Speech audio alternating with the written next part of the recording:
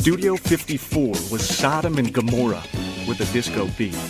A place where celebrities and civilians alike reveled in unrestrained debauchery.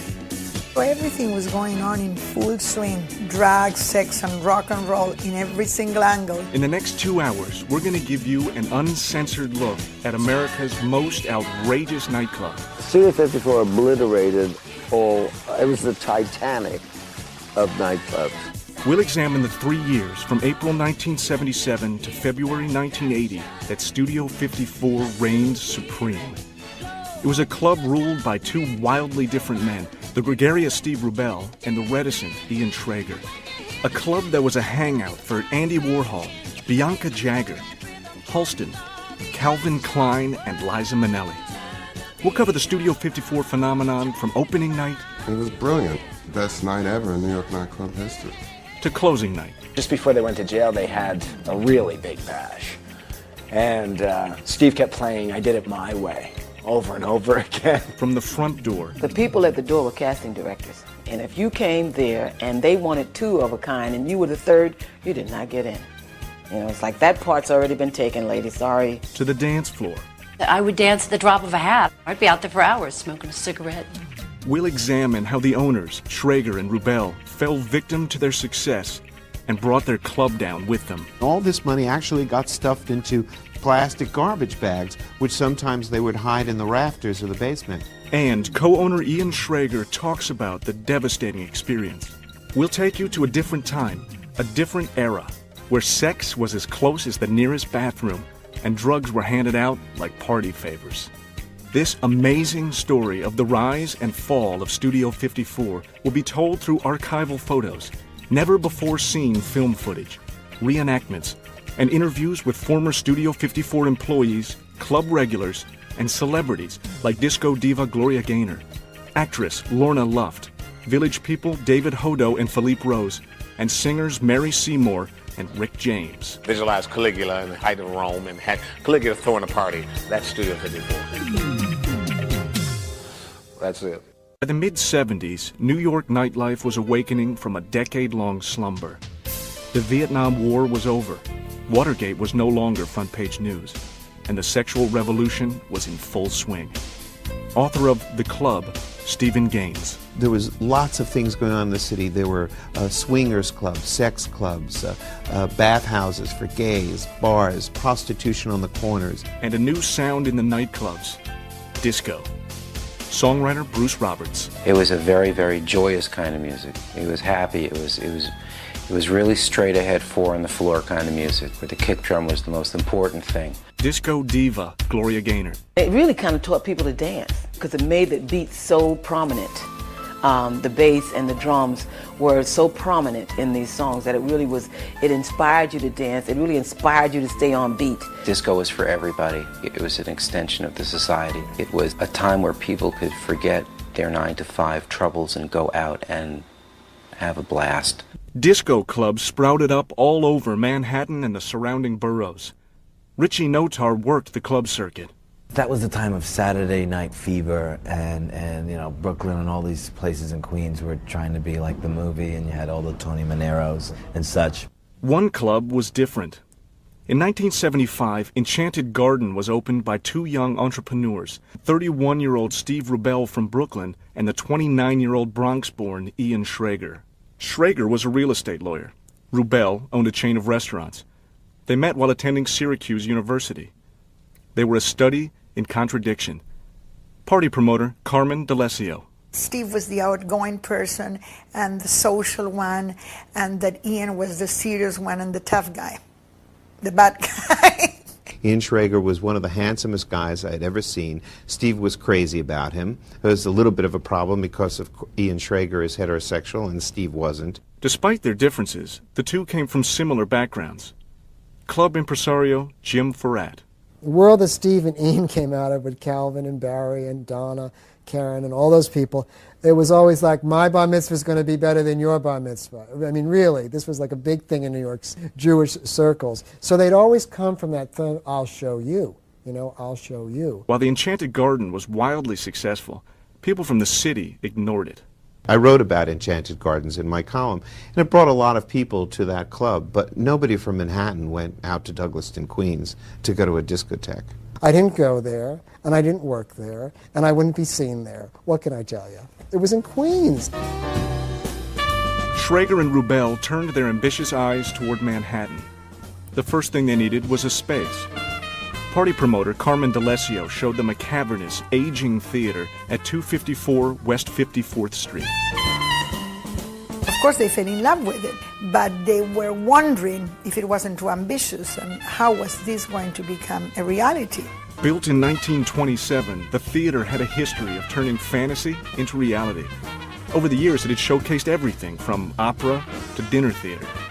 Then, in 1943, CBS moved in. The company used the building's entrance on 53rd Street and referred to the facility as Studio 53. Shows like The $64,000 Question and Captain Kangaroo were produced in the old theater. In the mid-70s, CBS stopped using the space for television production. Author Anthony Hayden Guest. CBS had gone out to the coast, but they still kept this place running. It was still fully equipped. And so that basically this place was up and running and ready. Rubel and Schrager had their own plans for the old theater. They'd turn it into a discotheque and call it Studio 54. Club owner Arthur Weinstein. Steve took me over there, I'll never forget. And he was nervous. He was nervous because it was a very large space. No one had ever attempted anything that big. And he, you know, he was confident, but he was scared. To execute a complete facelift, Schrager and Rubel hired architect Scott Bromley. I walked in and I said, hey, I got this idea. Let's turn the stage into the dance floor. Everybody wants to be on stage, you know, that's the key to life in Manhattan or any place else. As 1976 drew to an end, renovation on the building began. Owner Ian Schrager. When you're in the nightclub business, you really have no discernible product. You have nothing different from everybody else has. The same liquor, the same music. So all you have, the only opportunity for distinction is the magic you create. He didn't want the Bagel Nosh crowd, which meant Jewish-looking people. He didn't want bridge and tunnel people. The reference bridge and tunnel people meant residents of the surrounding boroughs. Anthony Hayden Guest. Manhattanites, of course, are notoriously kind of mean about people that have the misfortune from living in parts of New York that are not Manhattan. And they call them bridge and tunnel because that is, of course, the ways that one comes into Manhattan. He didn't want Kiana from the Americana. Kiana was the name of a fabric that was very popular with South Americans for evening wear, and they always stayed at the Americana Hotel. What Rubel wanted was a club filled with fabulous people. I had my own mailing list. Andy Warhol contributed with his own mailing list for the project. Francesco Scavulo, Calvin Klein. There was a group called the Islanders, who was a very compact group of gay people that used to go to Fire Island, very lively, very energetic. They had a list of about 3,000 names. The event created quite a buzz in social circles, despite a vote of no confidence from the press. The Daily News ran a little dismissive little subhead saying, Studio 54, where are you? Which was kind of poking fun of it, meaning, oh, here's another disco, just what New York doesn't need. Opening night was April 26, 1977. Former busboy Richie Notar. 1 hour before we were opening, maybe 45 minutes, they were still putting down the black AstroTurf on the floor, so it was very hectic. Brian Thompson, the lighting designer, and I were just kind of focusing the lights and making it really sharp looking and smart. And the lights went out on the bar. So we run out to the local bodega and get all of these like religious candles. By now the back door was jammed. We can't get by this gorgeous babe and her like, you know, muscle-bound 9-foot-tall boyfriend, right? So Bromley to the rescue. I picked the babe up and I just move her over like this, right? Well, he's just about to slug me, and I catch his arm and I said, you slug me, you don't get in, because if I don't get in, you don't get in. I'm the architect here. The scene was much the same at the front door. Former doorman Mark Beneke. We walked out the door and there was this mass of people standing outside clamoring to get in. The feeling and energy of that opening of Studio 54 was almost scary. There were so many people there.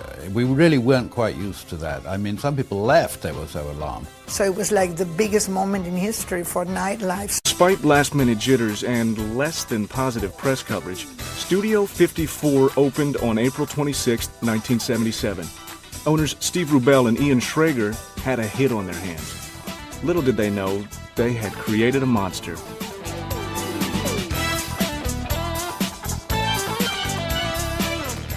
34-year-old Rubell and 31-year-old Schrager had owned and operated other night spots. They knew how to open a club. But nothing could prepare them for the response they received that first night. The stars were out in full force, from Cher to models Margot Hemingway and Brooke Shields, to Donald and Ivana Trump. And when we opened, it was just like, whoosh. It was out of control the first night. There was no organization. I mean, it was just one big party. And, we wound up, having more fun probably than the people. Fun was the operative word. From the moment you entered Studio 54, the stage was set for self-indulgence. Night scene columnist Michael Musto. Disco was already quite prevalent, but Studio was the ultimate disco. It wasn't just another new club opening. It was a place where you really felt like you had walked into some kind of magical kingdom. First thing you came through was some smoked glass doors and to a hallway where the man stood there with this big smile on his face and said $15. You paid the $15, walked a few more feet to another set of black smoked glass doors where the man took a ticket. Former party promoter Nikki Haskell. Well, there's a long entranceway that was mirrored on both sides and had a big, huge chandelier in it. Architect Scott Bromley. A chandelier in the middle, hit by laser that bounced light all around, and mirrors all around that caught the laser light and just bounced it all around the top of the ceiling. From there, the non-stop disco beat lured you into the club's cavernous hall of hedonism. You could see all this lights pulsating in the main room and feel this energy coming down. So you were just sucked right down this tunnel, right into the main room. Once inside the main room, you were greeted by an enormous refreshment area. The main bar was a square bar with a tiered top to it and had waterfall and glass block in the middle. On your way from the main bar to the dance floor, there were some couches and banquettes, and people would kind of hang out and lounge in between dancing. From the main bar area and the banquettes, you walked up to this pulsating, throbbing monster of a dance floor with all this activity going on. They had these fabulous lights that would come down, and they go all the way down to just about eye level, and then they twirl around like on cop cars.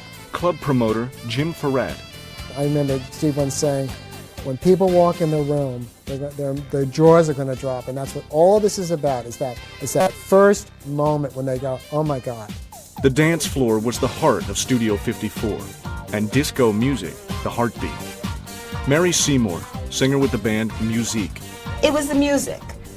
Back in the day, when the music hit, people just got up there and danced. It accelerated your heart to such a beat that you just could not escape it. I mean, the music overpowered you. Everybody was coming on to everybody, dancing together, writhing. It was very sexual. Are you ready? Are you ready for this? Do you like it? Do you like it like this? Push, push, in the bush. Push, push, in the bush. And a number of them was sexy. Some of them had double entendres, and your mind goes where you let it. The atmosphere Rubell and Schrager created was a mix of elegance and high tech. Studio patron Richard DuPont. When I walked in, I remember this little voice said, "Richard, you're never going to see anything like this in your life again." Rubell's assistant, Myra Shear. It was the space, it was Ian, and it was Steve. And all three were essential. It was like, a three-legged stool. Somehow, between the three, there was a magic that could not be without the three. Scott Taylor tended bar at the club. Sophisticated women, men in tuxedos, and older people with like gray hair. And there was this sophisticated vibe going on. That vibe was helped along by the opening night entertainment, an eclectic mix of fashion show, circus acts, and a performance by the Alvin Ailey Dance Company. The crowd loved it. The press reported it. And the owners ran with it. Ian Schrager. I'm seeing a picture of Cher on the front page of the New York Post in a straw hat and a pair of jeans and a T-shirt. But Studio 54's triumphant inaugural did not guarantee immediate ascendancy to the top of the nightclub heap. Studio doorman Mark Beneke. The next couple of nights or 3 nights, whatever, it wasn't really as busy or that busy. And then Steve Rubell got a call from fashion designer Halston. Writer Stephen Gaines. On Monday night, I'm giving a birthday party for Bianca Jagger for about 30 people, and I think I'll take them all here. And Steve Rubell said, oh, I'm sorry, we're closed on Monday night. So Halston said, closed? He said, well, then open it. Bianca's birthday soiree launched a tradition of outrageous theme parties. We popped out of her cake. I wore a diaper, which, I swallowed my pride a lot in this place, but it was, all for the good of fun. Nightlife aficionado Anthony Hayden Guest.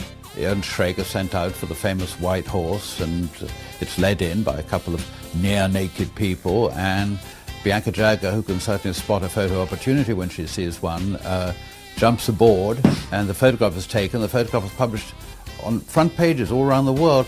The international publicity about Studio 54 sealed the deal. Rubell and Schrager ruled Clubland.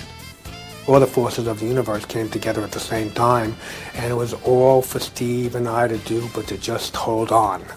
Film producer Howard Rosenman. Steve had the kind of vision and the kind of big picture of it all, and then Ian followed it through because Ian had the wherewithal, the knowledge, and the financial muscle. Party promoter Carmen D'Alessio. Steve, being so charismatic, is the one that is remembered as the legend behind the studio. But Ian was always like so much in the background that you can see him as the brains, and the technician behind the whole thing. One of their brilliant innovations was the front door policy. That hat, don't never come here with the hat. People couldn't assume they'd get inside just by showing up at the club. Only chosen guests were allowed to enter. Actress Lorna Luft. No one had ever created a place that said you can come in and you can't. They knew the more that you tell someone you can't have that, the more they want it. He called it tossing a salad. He would always say, let the limo drivers in, for instance. He liked limo drivers. He liked a bunch of preppy-looking people, but they're not too many. So we had the kid who worked at McDonald's next to, some movie star, some superstar model. People who added something to what was happening inside, whether they would dress in a festive way or they were interesting, high energy, danced well, whatever, or of course if they were, socialites, celebrities, models. You had to add something. You had to bring something to the table, let's put it that way. There were a lot of the gay culture. And then that's men and women and friends of gay people that like to dance, like to dress up, like to party. That was the real, mainstay of who was at Studio 54. They were beautiful, and celebrities and people of power like to look at beautiful people. Many of the chosen were European. They were elegant and rich and sophisticated and came anywhere they were invited. So we call them the Eurotrash. They like to spend a lot in champagne, Cristal, Dom Perignon. They're the ideal clients, They look good, they dress well, and they spend money. Studio 54's popularity soared, despite its less than desirable location. Partier Justin Davis. The only thing that was around there was porno theaters. So you got this whole elite crowd going to the worst neighborhood in Manhattan to go dancing and prancing. That crowd was catered to by a carefully selected staff. Former bartender Alex MacArthur. We were encouraged to be cocky. They let us drink behind the bar. It was the 70s, so there was a lot of drugs, and we were encouraged to just party and have a good time, but work as fast as you could. They were as flamboyant and outlandish as you could possibly be, but that made the bars work. You'd have like the blonde guy, the dark guy, and different personalities. And I know Steve set it up that way, so that there was somebody for everybody that came into the club. Movie producer Alan Carr. To be a waiter or a busboy at Studio 54 with those little shorts, there was a lot of negotiating going on. The combination of the staff, the space, and the clientele kept Studio on top, and its success signaled the demise of other night spots. Arthur Weinstein owned the club called Hurrah. When they opened, I knew, because I went to the opening, that, hey, it's over. I mean, forget about it. But the club that had everything going for it also had an Achilles heel. You get the place open and then you handle the laws, you handle the technicalities when they arise. The technicality in this case was a liquor license. He applied for a catering license on a night-by-night basis. So each night he was able to serve alcohol, and then the next day he had to reapply for one. That, of course, was illegal. The New York State Liquor Authority made a surprise appearance. With them were cops from the local precinct. Scott Taylor was tending bar. All these police come in, and thought it was customers dressed as police.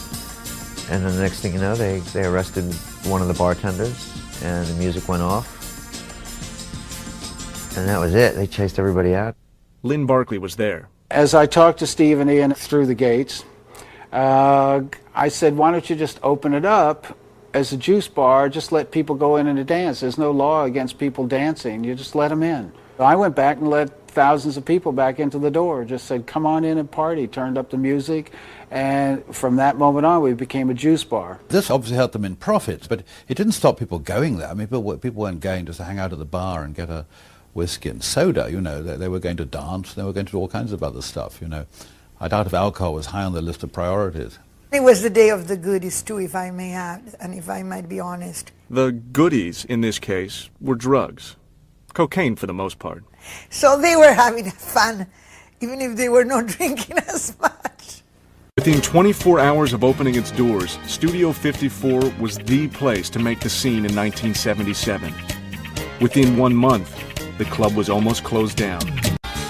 Promoter Carmen D'Alessio recalls Steve Rubell's solution. We would be serving juices, but then they would be carrying their little bottles. You know, he would tell them to bring their bottles and to mix it inside. So the party would still go on and we would still be having a good time regardless, you know. Former bartender Scott Taylor. You don't go to the place for the liquor, you go because of the vibe and the excitement, and the vibe and the excitement was there even better than before. Nightclub owner Arthur Weinstein. Of course, there was a glimmer of hope. Hey, they lost their liquor license? Oh, that's terrible. They went anyway. They would rather go there with no booze. The lack of booze did little to stop the hordes of people clamoring to get into the club. Columnist Michael Musto.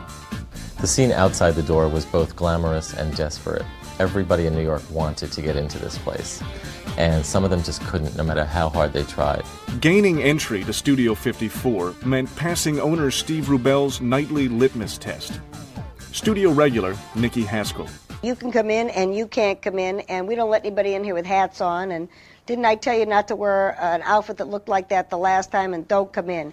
And it was like a dictator. It was like a disco dictator. Just watching him, you know, do his thing was probably better than going to the movies or going to some bullshit club somewhere or going home. So that's the only way I can explain it. He was like, you know, Little Caesar out there. Rubell was exact about his mission. One night, studio bartender Alex MacArthur showed up with guests from out of town. And I had these friends in tow, and I got to the front, and Steve Rubell's there, and he's like, Alex! And then he looks and his face drops, and he goes, no way, no way. He goes, Alex, no way. And then he grabs me, he goes, come over here. And he gets me aside, and he goes, don't you ever do this to me again. Writer Stephen Gaines. He called it his nightly party, and the people that he allowed in were going to be guests at his party, and he wanted a very special mixture. The recipe for that mix was handed down to 19-year-old Mark Beneke, the club's official doorman. The most important thing with mixing the crowd, people that went inside, was the energy level that someone, you know, gave off at the door. You could generally tell by how someone came to the door, or what they said, how they spoke, how they were going to act inside, and whether they were going to contribute to the overall, interesting theatricality that went on inside. Actress Jade Barrymore, mother of Drew Barrymore, describes the scene outside the club. People were waiting in lines with the most fantastic costumes on, each one trying to outdo the other one so that they could be pointed to. It's like, you, so they could get in. The cab pulled up and this woman got out, and she was all done up with like green and purple hair, and she was in a rubber suit, and she was dragging 2 plastic dogs on a leash behind her, and she got right in the door. A friend of mine and I stood outside in these quilted kimonos, which we had bought to great expense, and we just were so sure that Mark was going to go, yo, you two over there. Here's free drinks, free admission, you rule. And he didn't even notice us. We just stood there in these quilted, wilting kimonos for hours and hours, and it was the most depressing night of my life. The spell Studio 54 cast often made people forget their manners. And if you came with someone, and they would let you in, and sometimes they wouldn't let your date in. You go, bye-bye, see you later. It was a true narcotic. Once you went there, you had to go back. You were desperate to go back. Because no matter how bad you felt about yourself outside, no matter how filled with self-loathing you were on the other side of the velvet ropes, once you got into this magic club, you felt glamorous and beautiful and young and exciting. Because suddenly, you were part of the Cord Elite. Movie producer Lester Persky. Every night, some of the most famous people, who had better things to do, you couldn't get them to go to an opening of a play, but they'd go to an opening of the opening of a bottle of champagne at the studio. Party maven Justin Davis. There were those moments when you look on a sofa right in front of the dance floor, and you do have Elizabeth Taylor with Andy Warhol, with Betty Ford, with Halston, and all of them doing this thing, and you think you're watching a movie. Celebrities were commonplace at Studio 54, but every now and then, one of them stood out. Catherine Deneuve walked up to the bar, and she walked right up to me.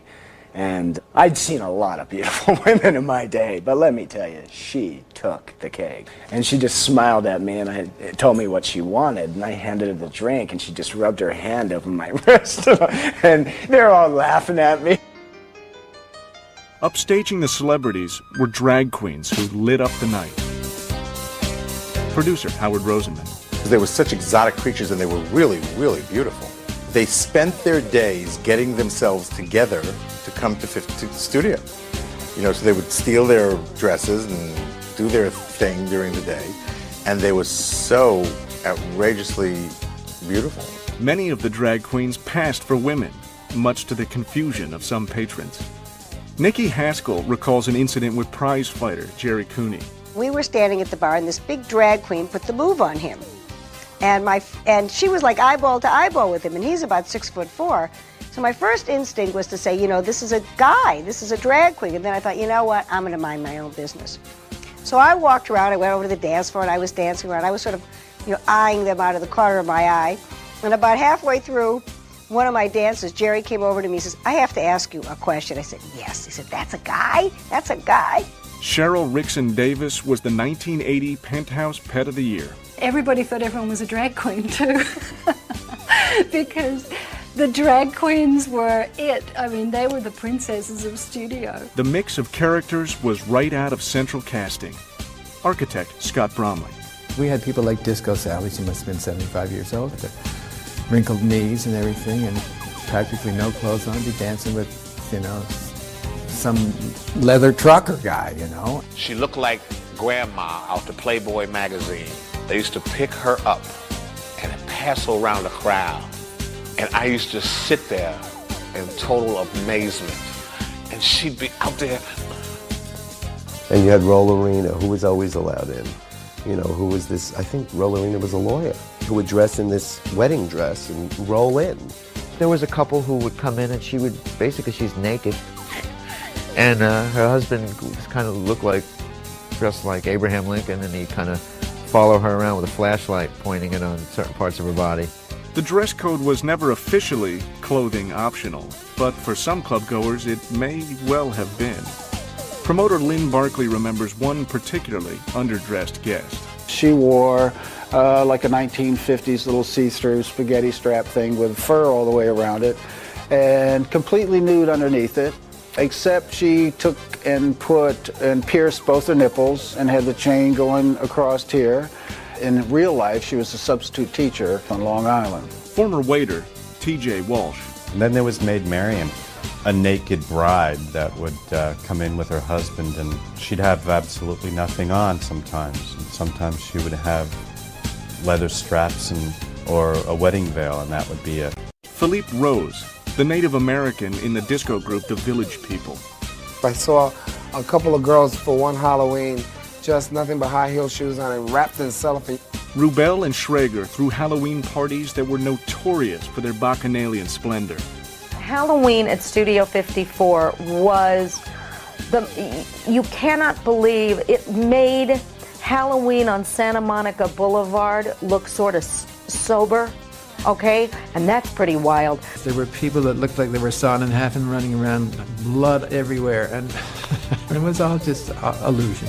They had like vignettes, and you'd be walking by and like a ghost would come out at you. And then you'd walk around the other thing and there'd be somebody in a suit with a hatchet coming down at you. And there'd be snakes running around in different little, boxes and things. I mean, they really decorated it like a funhouse. And it would just get ripped down. The next night it was like it never happened.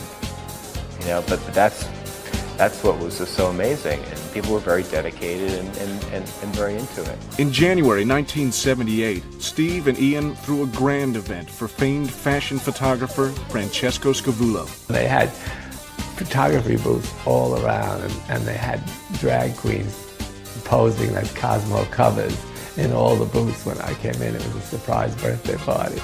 Studio's theme parties were mini extravaganzas, staged for one night and then dismantled. They put a lot of money and a lot of inventiveness in it. They would put tens and tens and twenties of thousands of dollars into setting up these things. You can walk in, it would be like you're in the castle of Louis XIV, or you can walk in and it would be Disneyland. Those were the greatest nights ever in party history in New York, because they went all out, Steve and Ian and Carmen, to really entertain you. I remember a big party for Dolly Parton for whatever reason, and Steve went all out for that. They had haystacks and horses and donkeys and mules running through the club. You thought you were in a farm. I mean, you thought you were 150 miles outside of New York City when you walked in. I mean, those are the kind of things that you don't see anymore, Or if you do see it, it's on a back lot in a Hollywood studio. You don't see it going just to a nightclub. Playing the role of consummate host was Steve Rubel. But while Rubel basked in the limelight, co-owner Ian Schrager was the man orchestrating these fetes. Bartender Scott Taylor. They would do these big production things there. Ian was the one who would do all that. He'd expedite everything. He would do the rehearsals. He'd do all the checking. He'd make sure everything was... Ian make sure everything ran like a... He's good. Assistant Myra Shear. The goal was to delight. And that was what Ian could do. He could surprise you. He could create an entirely different environment for the evening. So it was like being cast in a movie for the night. Like a movie, Studio thrived on publicity, and Rubel knew how to work it.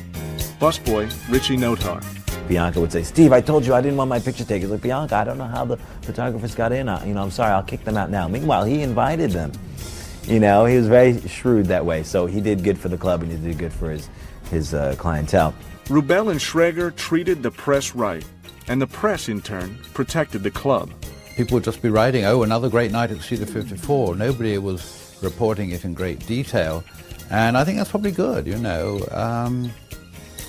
Why spoil it all? The unreported activities between the dances gave the club its sizzle. In 1977, Studio 54 was the right club in the right place at the right time. There was just one hard and fast rule. Leave your inhibitions at the front door. The party never stopped at Studio 54, a phenomenon due in large part to the deliberately loose rules concerning drugs and sex. Model Janice Dickinson. The taboo subject of drugs at Studio 54. Oh, I didn't do any. No, in those days everyone experimented. Co-owner Steve Rubel did more than experiment. Studio patrons Richard and Robert DuPont. Steve was, the king of the lewds. He would hand those Quaaludes out like drink tickets. He was always giving the drink tickets away and the lewds. There was always free drugs and liquor. There was always free liquor and drugs. Yeah. Always. Party promoter Mickey Haskell. He'd be by the bar, drinking his Coke with about 10 straws in it. You could always see when he had a couple of Quaaludes, he would slightly foam at the mouth. It was a look. scene maker Jim Farrat. One of the things that Quaaludes would do with people is that their memory would get lost. So he would be in the middle of a sentence and he would go, and he forgot where he was, which was, only Steve Rubell could make that endearing. Though Rubell enjoyed the numbing effect of Quaaludes, the drug of choice among clubgoers was cocaine. Bartender Alex MacArthur. It was cool to do cocaine. And everybody was doing it, and it didn't matter how famous you were or what a peon you were. Everybody was doing the coke, and acceptable. Writer Stephen Gaines. You would see some stockbroker's wife, with a Gucci purse, and she'd pull a little vial out of it. It wasn't the least bit shocking. At that time, people thought that cocaine made you smart and sexy and clever and witty. Clubgoer Justin Davis. The conversation in studios, you can do all the coke you want. It's not addictive. It was in the newspaper. Cocaine was not cheap, but for the wealthy patrons of Studio 54, money was not an issue. Artist Richard Bernstein. Sometimes you brought your own, sometimes you found them there. And sometimes you would find this very wealthy Persian prince, and he'd be happy to be in New York City and at the most exclusive club in the world, and he'd order bottles of champagne and then pass things around. Club patron Cheryl Rickson Davis. One night I saw somebody with a rolled up $100 bill snort a line and throw away the 100. And then somebody else grabs it and you think somebody's got the 100 and they use it again as a straw and throw it away again. As prevalent as cocaine was, many celebrities pretended they didn't have any drugs. Singer Rick James. They went to Studio 54 with no drugs and just expected, and it was unexpected, that they were going to get drugs. And usually they did. I mean, I used to be there, and everybody was running around. You got any coke? You got any coke? And I would say, mother, you worth $100 million. If you ask me for some coke, coke. You don't have any? Trust me, celebrities had their own drugs. Trust me, they all had their own drugs. But let me tell you something. Celebrities, if they felt that they can get drugs for free from Steve Rubell, they made believe they didn't have drugs. Not everyone was stingy with their stash. And when I remember Halston taking out a vial of blow, and he saw some young thing, and he gave him a vial of blow, and the young kid didn't know what to do with it, and he went like that. And he put the whole vial in his thing. And then when I got it, I saw Halston, couldn't believe what he was watching. The kid just didn't know. Susan Shapiro was a college student when she produced a documentary about the club. One night I was on the payphone, making a phone call to the lab to find out how the film was, and this guy that I never met before came up to me and started laying lines, without even talking to me, just started laying lines of coke out on the payphone. And it was just the wildest thing. I would get tipped by grams of coke. And so would all the other bartenders. We keep a bucket and we keep throwing vials in it and split them up at the end of the night, At Studio 54, the partying didn't end until the sun came up. How do you think you stayed up, The powder in your nose. Powder your nose. David Hodo, hard hat with the Village People. You felt like a vampire when you would leave in the morning, like you'd been partying all night long in that light. Why sleep? You were on coke. Yeah, people just did coke. I mean, there were times, I remember staying up for 3 days and still going out to dance. You can't work all day, stay up all night, and go to after-hours club and not have some sort of stimulant, You can't. I mean, it's not, no matter how young you are, it doesn't work that way. And that cocaine wasn't free. The drugs and the drinking were powerful aphrodisiacs. Between the cocktail of the music and being at the club and being high, and you would see somebody and, you'd become riveted to them. Sex was inevitable, anywhere and everywhere in the club. Behind the loudspeakers, you would open the office, somebody would be doing something inside the office. You would be walking upstairs and you would be stumbling through bodies, I mean, no matter what you imagine, it happened. I think gay men gave heterosexual people permission to be promiscuous as well. And I think all of that is somehow wrapped up in the world of disco as embodied by Studio 54. A girl was leaning over the balcony, had her skirt hiked up, and the guy was behind her, and they were having sex while watching thousands dance below them. The nosebleed section of the balcony was specially equipped for carnal pleasures. At the very top, we cantilevered a section of the center out and upholstered in 12-inch round bolsters made out of vinyl or rubber. The real reason why they covered the balcony in black rubber was because it was easier to wash down in the morning because there had been so much sex going on up there. Sexual acts were not only prevalent, they were executed without fear of consequence. You saw someone downstairs, you danced with them, you got hot, you went upstairs and you stripped your way out of, stripped the night away. In the late 70s, although sexually transmitted diseases existed, many were easily treatable. You couldn't catch anything that you couldn't cure with a shot. And that's, you know, that's what made it great. It didn't matter what you did, you could get cured the next day if you caught something. You were safe to do whatever you wanted to do and be whoever you wanted to be. That was it was like this world that they created inside the club. So you had all kinds of people coming from every direction, from the business world, from the art world, from the entertainment world, from the music industry, executives and artists, all going, letting their hair down, shaking their butt, you know, and having a really good time, partying hard. And if you were a celebrity in need of privacy, you headed to the VIP room in Studio's basement. It was very grungy. It was just a basement with some seats.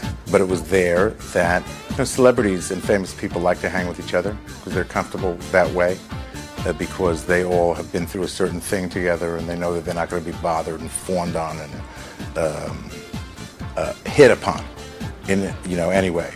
Steve Rubell once held an ejaculation contest in the basement among the bartenders, and the boy who ejaculated the furthest got invited to Barbados with him.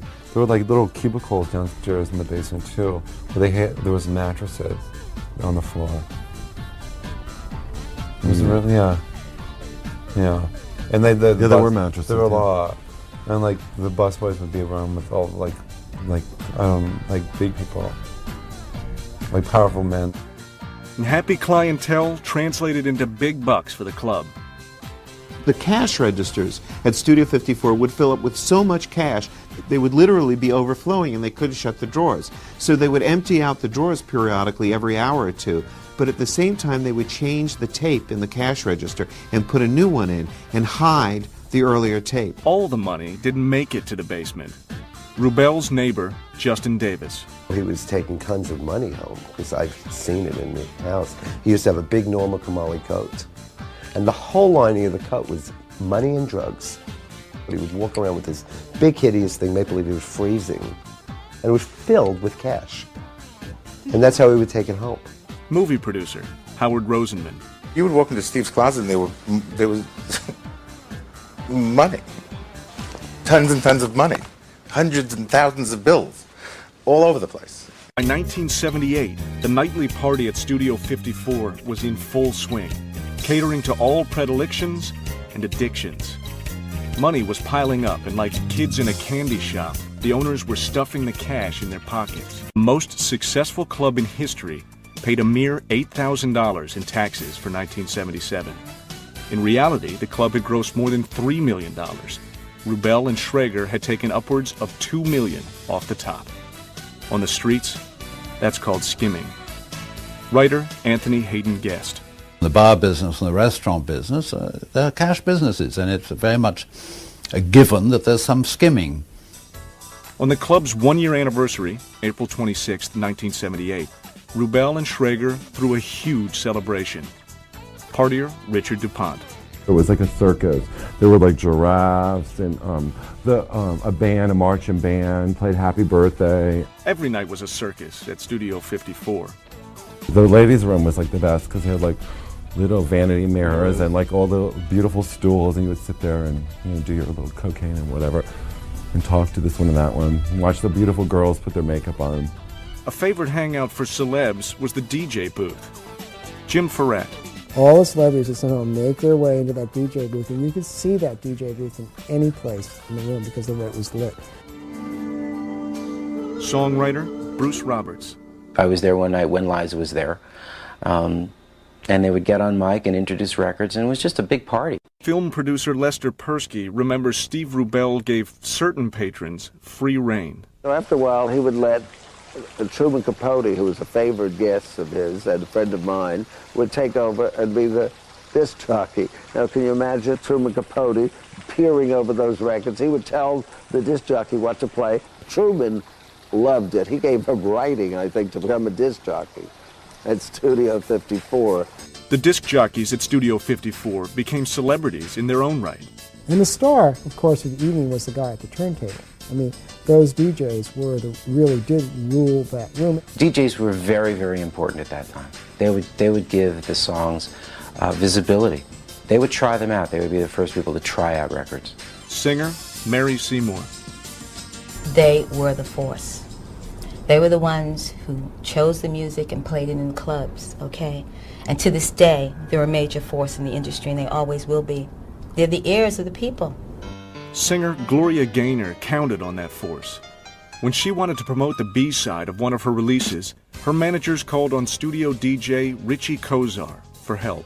They said, let's go down to Studio 54 and get Richie Kozar to play this record because this is a hit record. This is going to be a hit record. So he took it there. Richie loved it, and because of the clout that he had with the disc jockeys in the area, he got them all to play it, and it just spread like wildfire. The song was I Will Survive. It became a huge hit, and the success of the record was attributed to the DJs at Studio 54. Music wasn't the only thing coming out of studio.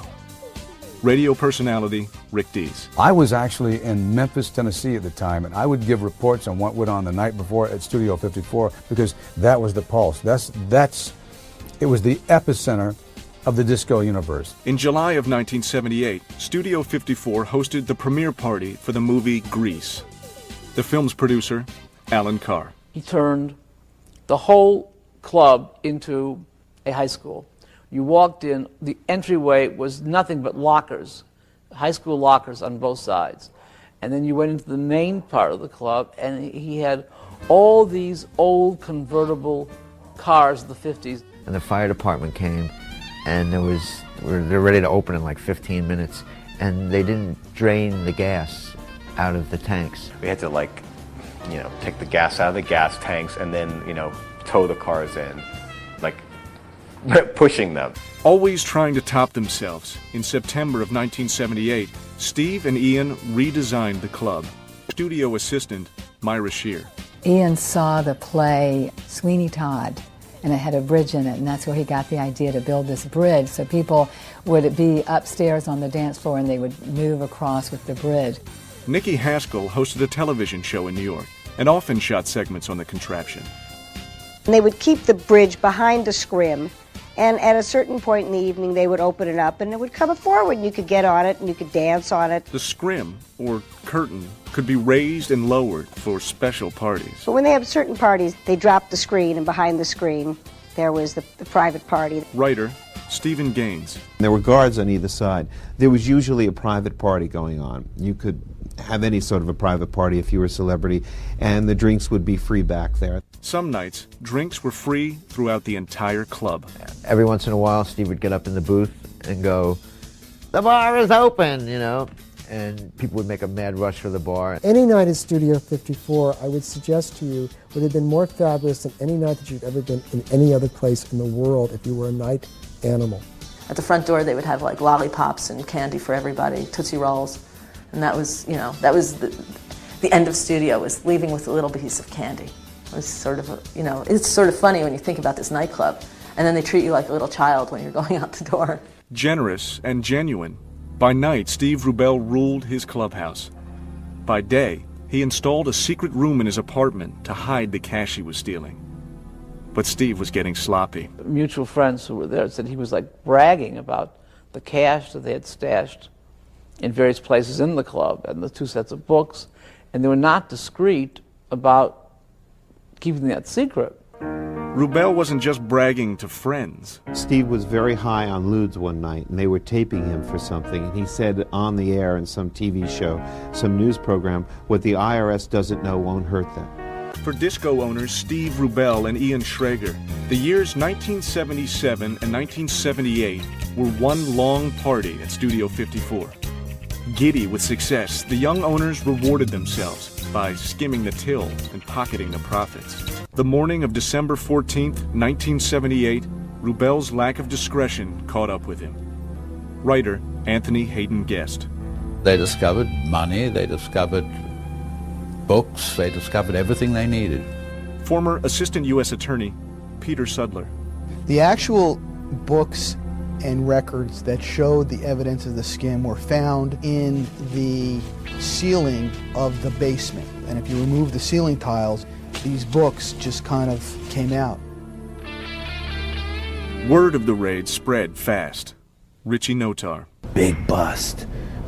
I'm at home. What does that mean? It's a big bust. You know, I can't talk, and you know, so I get dressed up. I go down to because it was payday, and I remember walking in, and it was all these guys, young guys, you know, wet behind the ears, as they say, IRS agents, FBI.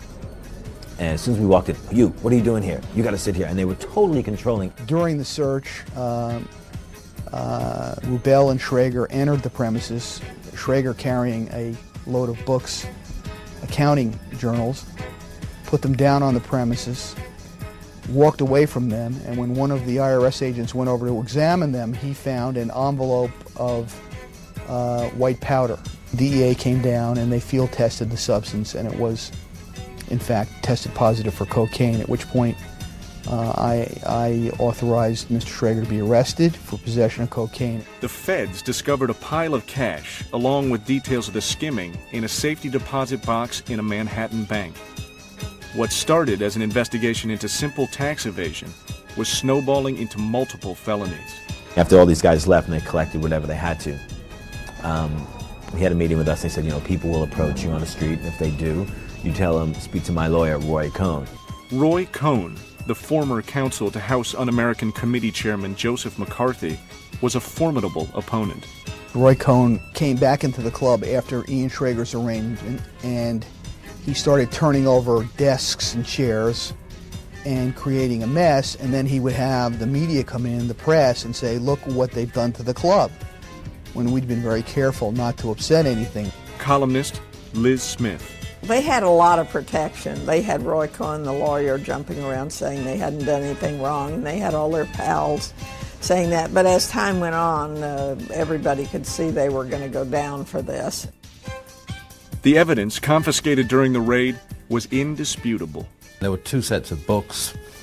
There were lists of kind of all the famous people who'd been given quote-unquote party favors, you know, including what, you know, who'd been given precisely which drug and so forth. And so, I mean, they really painted themselves into a corner and then put up a little barred window.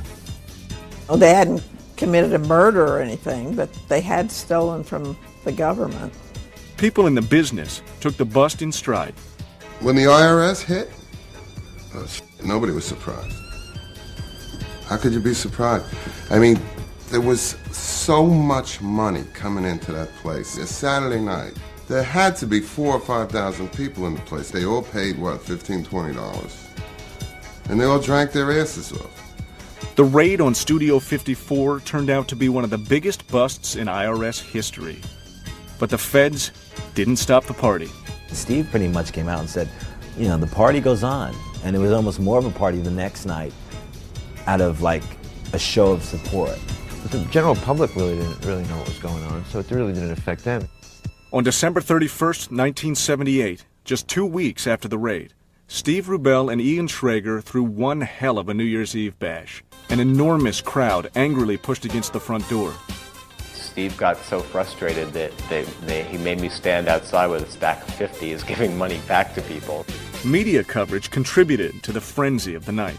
We had the radio on, and it would say, oh God, look who's arriving, Halston, Bianca, Andy. And like we were sitting right there at Halston's house, but they were like on the radio saying like we were arriving at Studio 54. Good times or bad, the press always had a field day with the club. In February 1979, a portrait of Steve Rubell graced the cover of Andy Warhol's Interview magazine. By this time, he was like Mr. New York, and everybody sincerely loved him, you know. And so Andy chose to have him on the cover. The press wasn't all that flattering. That November, New York Magazine did a cover story about Studio and printed the list the IRS had confiscated of who had been given what illegal drugs or party favors at the club. Seeing it in print maybe was a reality that there might be some consequences. So I think it really hurt because they saw that there might be a jail sentence. Prosecutor Peter Sudler. Eyewitness testimony that the then White House Chief of Staff, Hamilton Jordan, had been to Studio 54 and had been seen using cocaine. Entrepreneur Mark Fleischman. That was in the beginning of Reagan's campaign for the presidency, and Roy Cohn was a serious Reagan supporter at a very high level, and must have been on his mind that putting Hamilton Jordan into a very compromising position would have been a serious detriment. A special prosecutor was assigned to investigate the allegations. He found no evidence of wrongdoing. No charges were brought against Jordan. Arthur Weinstein. They thought that they were going to get out of it. And, you know, when they brought up that Ham Jordan nonsense, that sort of sealed the deal. I mean, that wasn't smart. On November 2nd, 1979, 35-year-old Rubel and 33-year-old Schrager pled guilty to charges of tax evasion. In an effort to ensure a lenient sentence, Rubel and Schrager decided to cooperate with the feds and squeal on other club owners. Stephen Gaines. His lawyer, Roy Cohn, told him to turn in anybody. So if Steve Rubel knew that you had ever done anything wrong in your life, he told the authorities. He ruined the lives of lots of people. The result of that was that they were able to get a sentence reduction from the sentencing judge based on their cooperation. And I believe that their sentences were reduced from 3.5 years to about 2 years. 2 years was still a pretty stiff sentence for tax evasion. Lester Persky. There was no recognition of the fact that they were new and young doing it, and that they might have made mistakes, but they were not motivated by any evil intent. At the end of January 1980, Rubel and Schrager threw a huge farewell party for themselves. Every night was just a big party, that compounded by 10, you know, it was just out of control. We must have got out of there like 11 the next morning or something. It was so hard to think of this being the last night, you know, I mean, you sort of thought about it, but you know, reality never really set in for a while. Till the next day when you woke up and you found you had a few drink tickets in your pocket and no place to go to use them. Steve was in rare form the night of the party. The IRS is after him, and he's getting up and making a speech like he had done this noble thing. And they played Gloria Gaynor singing "I Will Survive." And then there was one of those ribbons, those ticker tape things that says things, you know, and it was "The IRS has busted Studio 54." And then the man in the moon came down with the spoon and the cocaine stuff, and we all cheered like it was a terrific thing. Myra Shear. Steve opened the house for drinks, and he had on a Frank Sinatra type hat, and he played "I Did It My Way."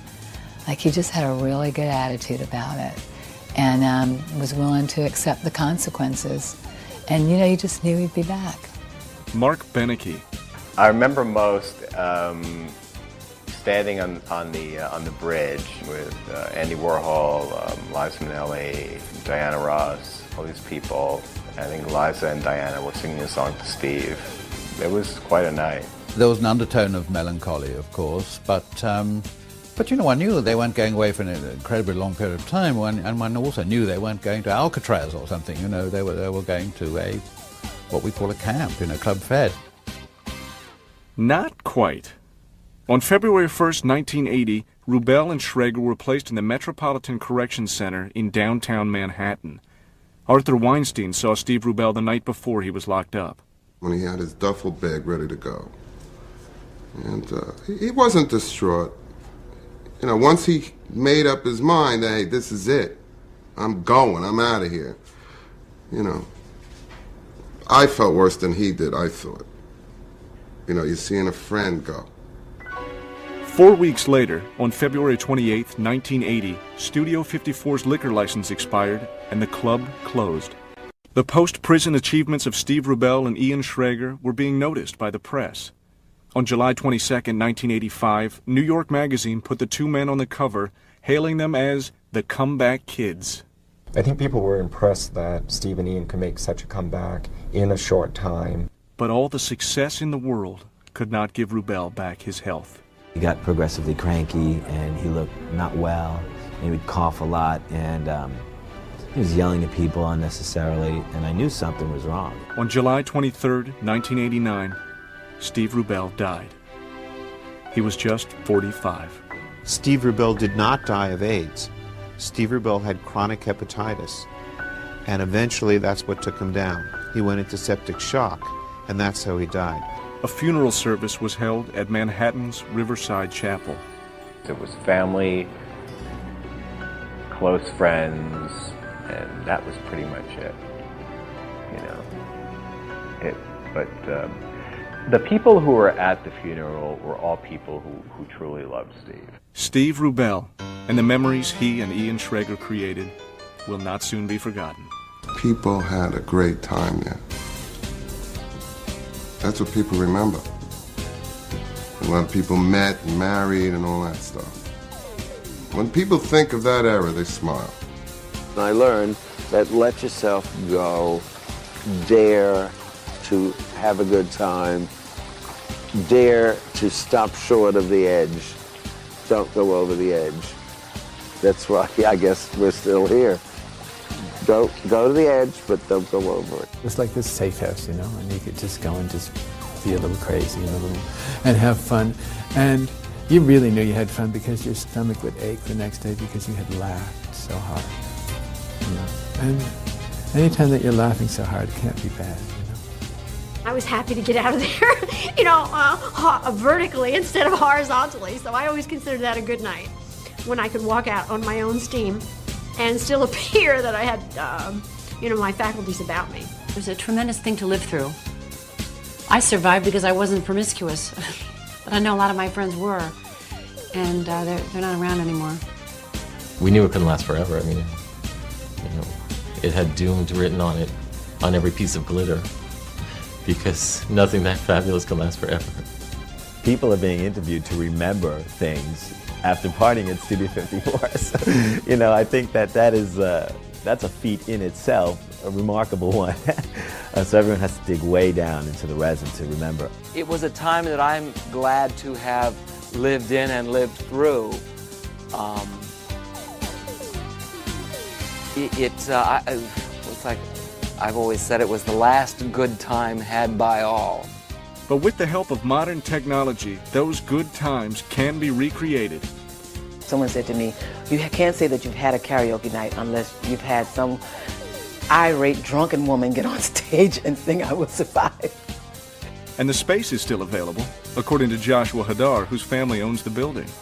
You can rent it out for a night and really carve out your own image, whether it's a fashion show or a movie screening or, a club night or some kind of corporate event, a product launching. And that's basically what it is. I mean, the beauty of this place, of the actual original Opera House, is still intact. You can see the reliefs and all the ornate architecture. It's gorgeous. As for the old crowd... Yeah, I would live those years over again. Absolutely. Absolutely. You bet I would. I'd go back in a flash. Absolutely. I would go back in a jet-set flash. In fact, I still have all my dresses in case they call me back, I'm ready.